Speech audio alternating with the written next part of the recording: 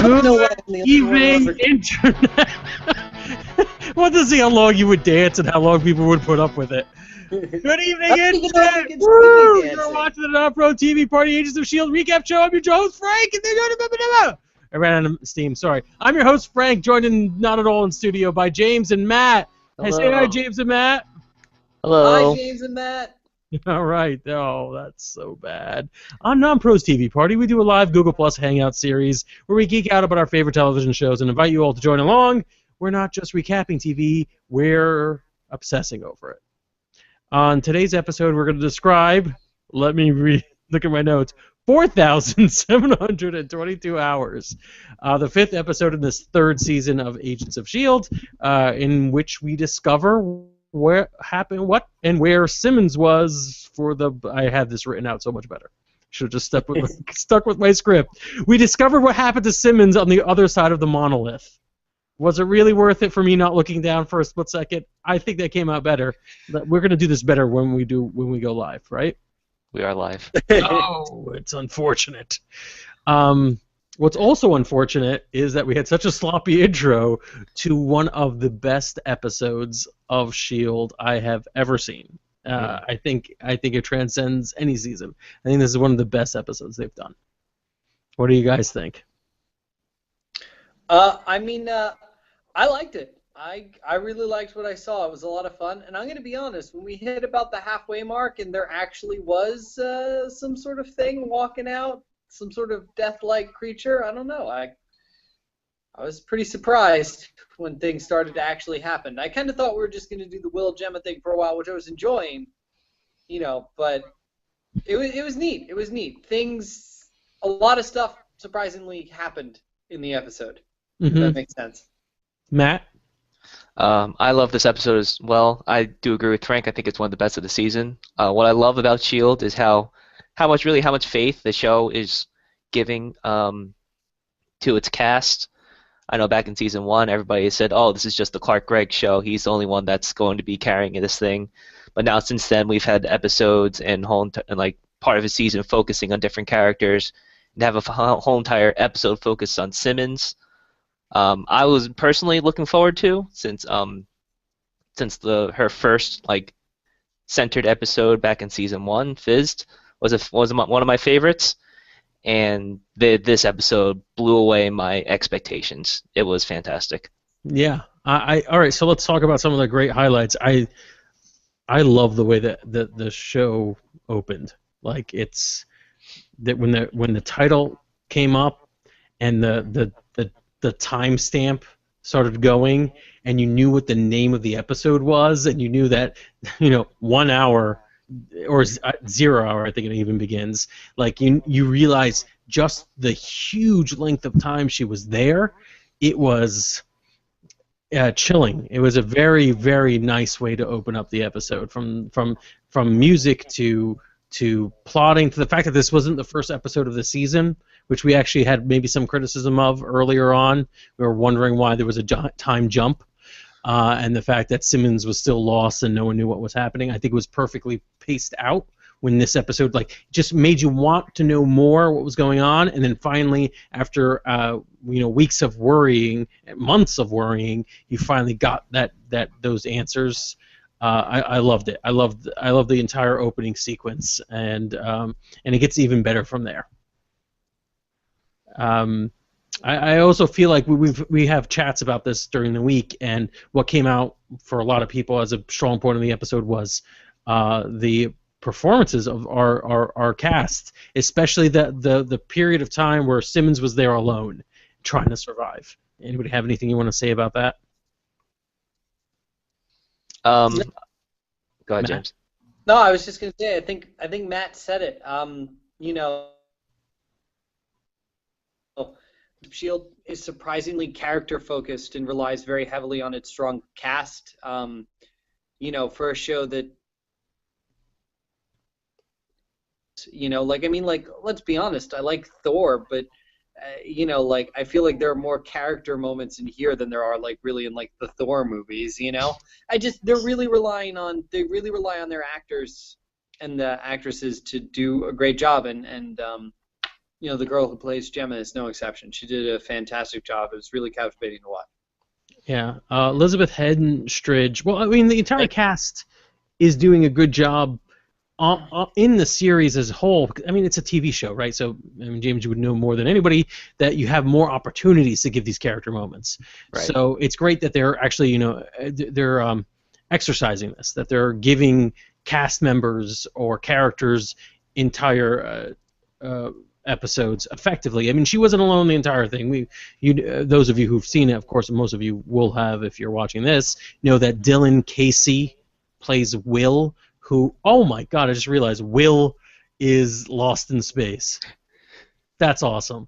That's cute. Yeah, Will Robin. All right. So, anyways, Will is one of the castaways, one of the people, well, the only other person who's on this distant planet, who gives her a chance to both interact with characters and to sort of get an idea of what's going on. I think the sequence where we just see Henstridge trying to survive, talking to herself, talking to Fitz through her camera, are some of the most touching. I kind of had feelings for the Fitz and the Simmons character relationship. We've joked about shipping them together and what have you. I also kind of suspected that we would never see those characters together because it seems too easy, too much like wish fulfillment. But it wasn't until this episode that I was like, yes, that this is touching. This is really adorable. This is sweet and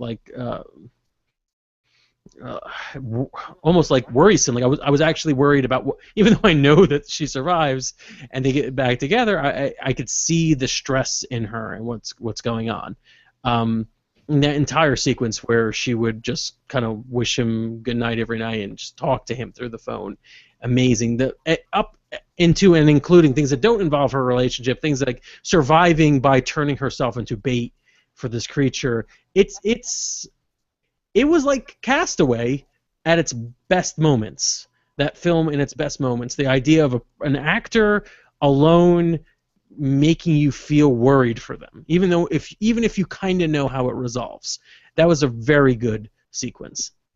Yeah, I love the hunting scene. It's interesting to see what kind of on-the-world kind of creatures there are in the universe.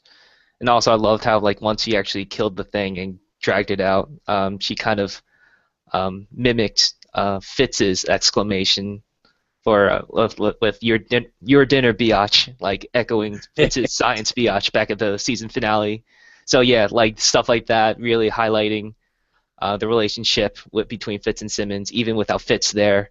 I absolutely love that as well, and there was some great development for the two characters with just Simmons there, which I thought was amazing. Are there any other highlights that you? I'll announce one. It's kind of hard when an episode is so like last week. Our review from last week was a lot of fun because it was a kind of a weak episode in my opinion, at least. And it's fun to sort of explain why you what you would want to do differently, what you'd want to see differently. This episode was so, in my mind, perfect that it's hard for me to do anything other than just fawn over it. But another thing I'm a big fan of is NASA sci-fi, like NASA-focused science fiction and weird science fiction especially. So you've got a group of NASA scientists who've discovered the monolith. They figured, you know what, inner space or dimensional transport is the future. It's not just rockets anymore. And they send, Will and his group are sent through the portal. I love the imagery of the entire thing. I love the old, maybe 90s era, even though I think it was supposed to be 2000 or 2001. But like 90s era computers around. I especially love the last sequence of the astronaut, the haunted astronaut. That is like that is Scooby-Doo level. I hit my all my buttons. I love that. It was really cool. You know. Yeah. I just realized someone mentioned 2001: A Space Odyssey. I thought that was a great thing with like exploring the monolith. Even more in my face. I didn't even realize. Will Lost in Space from the year 2001. It's just he's just full of great science fiction references. I mean, what's all the information we need for this guy? I don't know, but it's going to be all great sci-fi references.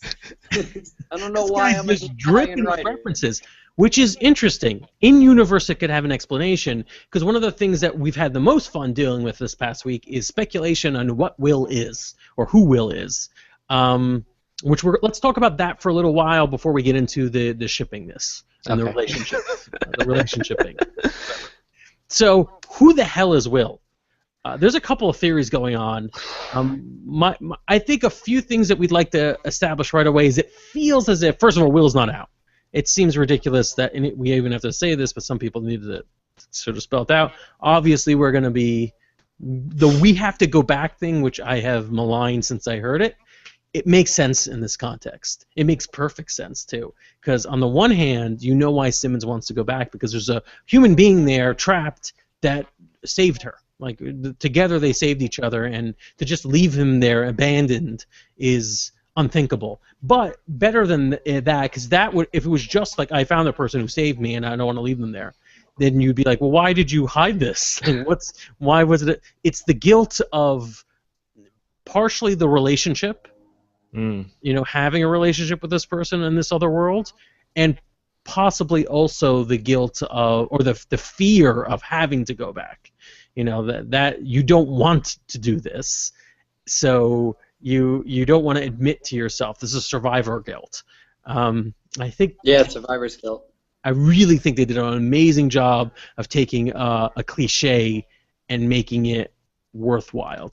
So kudos to you, writers of S.H.I.E.L.D. I still think it's kind of a cliche, but you took a chance and you earned it. I think. Oh, I was going to say, and this is just me being fun, I think all through the episode, the only nitpick I had was in the beginning when she was still using, how long is this thing going to last? But then when she's talking to Will, she goes ahead and says, Fitz designed this phone to last super long. And I'm like, oh, thank goodness. I'm like, this magical cell phone here. That's like, actually... I'm going to get mine to last a day. But yeah, I'm glad they addressed it. It's addressing the little bits. They've got some tight writing. Yeah, that was actually the most frequent complaint that I've seen on the internet when finding discussion about the episode was that people were very bitter about this super long battery life while theirs can't last a whole entire day. But I mean, yeah, they wrapped it together. They gave a reason. But I mean, seriously though, Fitz invented something that can cut like a 3-foot hole in the ground. Right. He made a laser sword. He hacked in multiplayer in Halo 5, even though there's not supposed to be multiplayer. But I mean, a long-lasting battery isn't out of the realm, out of his thing. That stretches our belief system. There's a rock that teleports you across the universe to a planet that has your atmosphere you can breathe. But wait a minute, how long does that battery last? But I think it's like 1,000 something hours. As for what... She's turning it on and off by then. As for what Will is, I don't know, do we want to share theories? Yeah, let's go into that. I don't even know how we got off of that, but yeah. I definitely think there's something up with him. Clearly, I mean, he was, military attaché to a NASA mission? Yeah, he was recruited out of the Air Force to... Highly shady. Yeah. I don't remember how the theory was passed around, so I don't know if we want to take, I don't know, I can't take credit for it. Matt, why don't you walk us through? I think it's the best theory that we've got. Was it the one I was talking about on the discussion? In our fan club. club. The theory that I sort of am buying into is that I think I believe Will is actually Hydra. Just the way when Simmons was talking to Will about what his original mission was, about how he really didn't know anything about the origin of the mission. Just some higher ups said we need to study this monolith.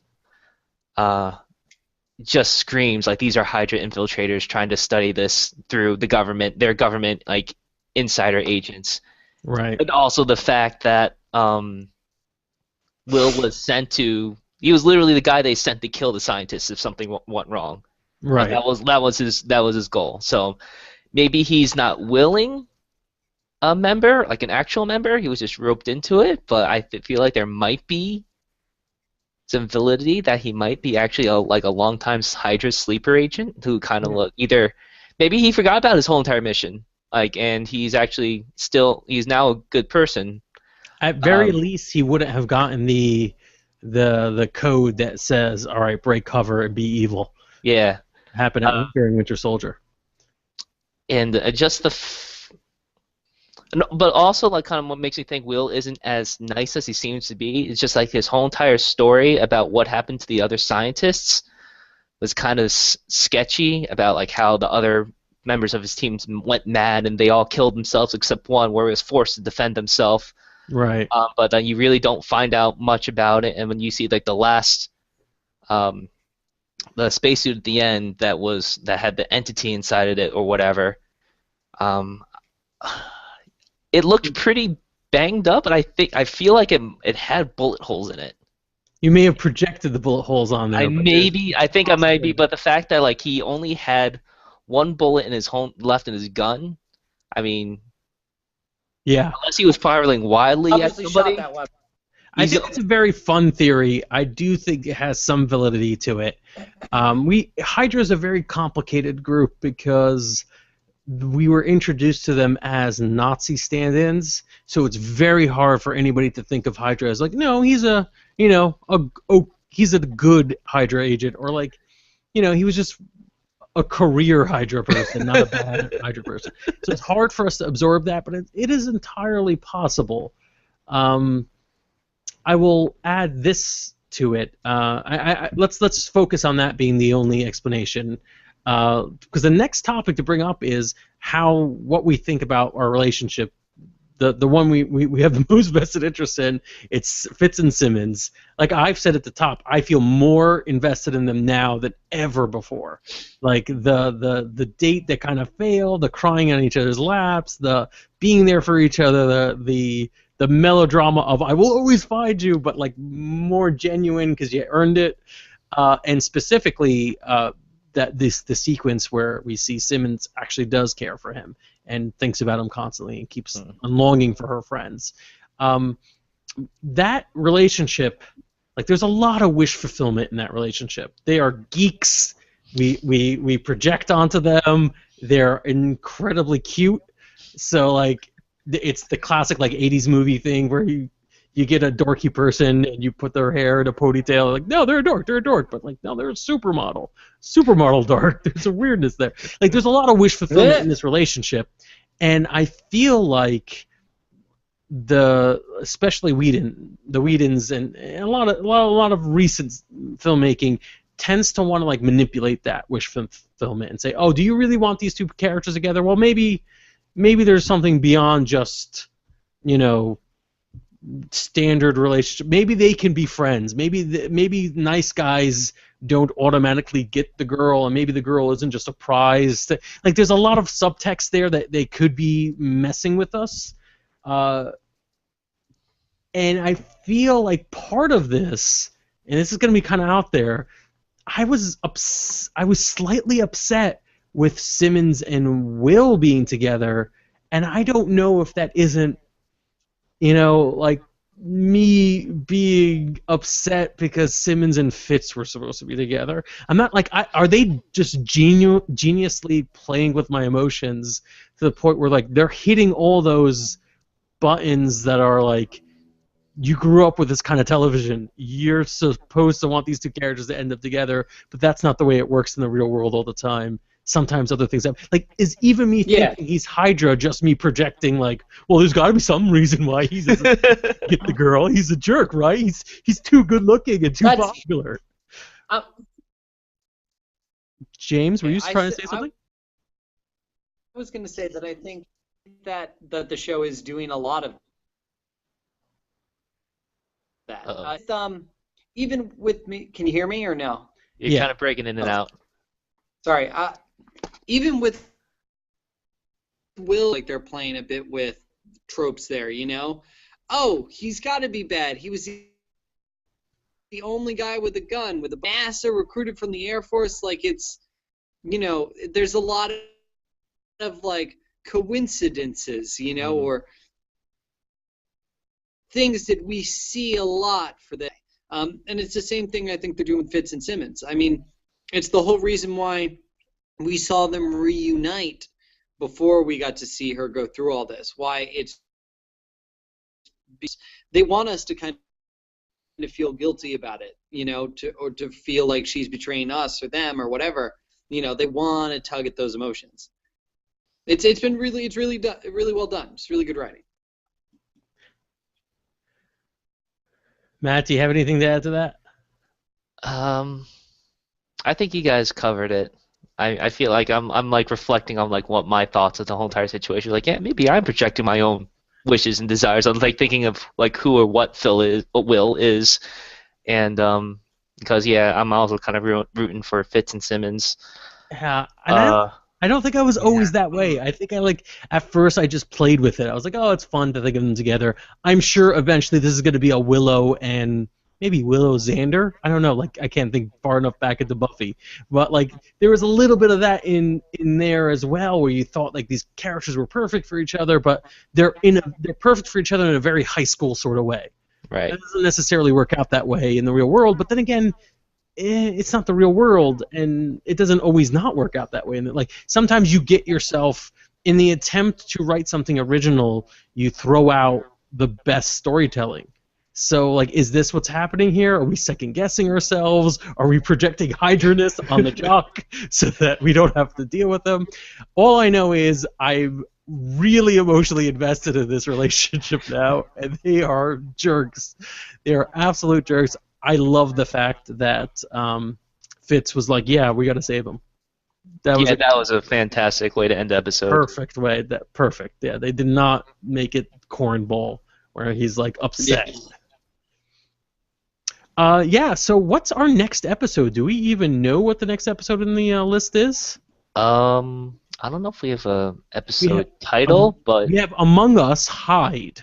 So I get the feeling we're going to get a little bit more into the Inhumans. We're going to go back on this side.